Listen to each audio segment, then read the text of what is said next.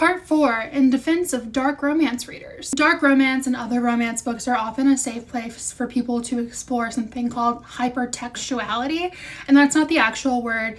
I'm just saying that for the algorithm. You can probably fill in the blanks. Hypertextuality is often a trauma response to essay, and in doing this, people like myself in the past seek out textual encounters in order to cope with the trauma of being essayed. That kind of trauma response often doesn't make sense to people, but it's just something that happens. In reading dark romance and other romance books, it's a safer way for people to experience and seek out this kind of hypertextuality experience without physically putting themselves in harm's way. This is what experts would call harm reduction. Additionally, I feel like it needs to be said, a lot of authors write about their own experiences, and I don't think it's unplausible to say a lot of these books are written by people who have experienced essay and they're trying to kind of work it out literarily.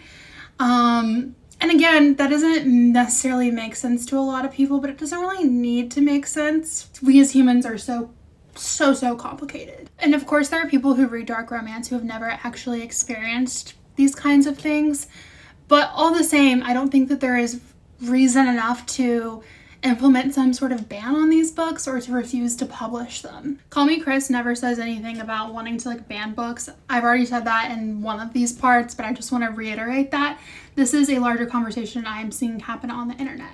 And I just don't think that there's reason to, and also I'm against censorship in general. We as readers have the option to not read dark fantasy, so when I see people get so upset about it online, I'm just like, why don't read it? Don't engage with it. And none of this is to say that I don't think that there's room to critique dark fantasy books. I actually think it's incredibly complex and worthwhile to look into why readers consume these kinds of books.